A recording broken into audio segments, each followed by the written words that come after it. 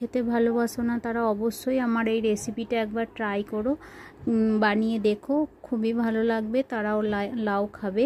চলো তাহলে দেখিয়ে দিই আমি এই রেসিপিটা কিভাবে বানিয়েছি। প্রথমে একটা লাউ নিয়ে নিয়েছি, তার উপরে দিয়েছি আটা, সুজি, আর দিয়েছি ধনে পাউডার, নুন, দিয়েছি গ্রেট করা গাজর, আর দিয়েছি ধনেপাতা কুচি, আর হিং দিয়ে দিয়েছি, কাশ্মীরি লঙ্কার গুঁড়ো, হলদি পাউডার, আর দিয়েছি 1 চামচ মতো চিনি, দিয়েছি তেল, আর দিয়েছি গরম মশলার গুঁড়ো, আর 2 চামচ মতো টক দই।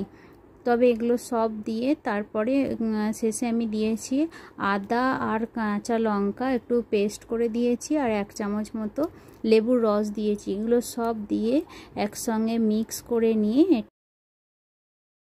1 চামচ মতো চিনি, এগুলো সব দিয়ে একসঙ্গে মিক্স করে অল্প একটু জল দিয়ে ভালো করে এটা আমি মেখে নিয়েছিলাম। তবে এটা বেশি নরম আমি করিনি, আর এটা 5 থেকে 7 মিনিট মতো এটা আমি রেস্টে রেখেছিলাম। তারপরে এটা আমি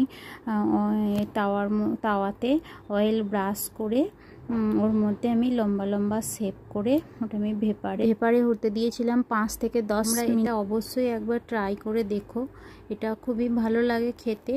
আর এটা ব্রেকফাস্টে কি সন্ধেবেলা এটা বানিয়ে দেখতে পারো।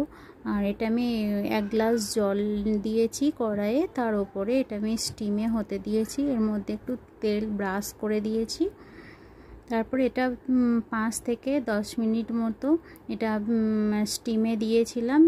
তো স্টিমে দেওয়ার পর আমি দেখেছি এটা একটা চাকুর সাহায্যে দেখেছি যে এটা জমে গেছে কিনা।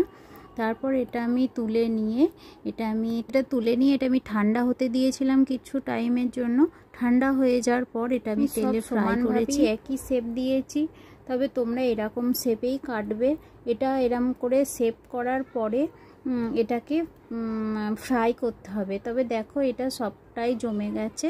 তারপর আমি একটা তাওয়া নিয়েছি, তার মধ্যে দিয়ে দিয়েছি তেল, হিং, রাই, আর দিয়েছি কিছুটা জিরে আর তিল, একটা শুকনো লঙ্কা, কারি পাতা, লঙ্কা, কাঁচা লঙ্কা কেটে দিয়েছিলাম আমি একটা। তার উপরে ওই মুঠিয়াগুলো, পিস করা মুঠিয়াগুলো দিয়ে একটু ফ্রাই করে নিয়েছি। তো এটা 5 থেকে 10 মিনিট মতো এটা লো আঁচে এটা আস্তে আস্তে করে এটা একটু ফ্রাই করে নিও। তো এটা খেতে খুবই ভালো লাগবে। আর আমি তারপরে শেষে দিয়ে দিয়েছিলাম ধনেপাতা কুচি আর একটু রস। তবে তোমরা এইভাবেই বানিও। আমার এই ভিডিওটা ভালো লাগলে অবশ্যই একটা লাইক দিও। Thank you.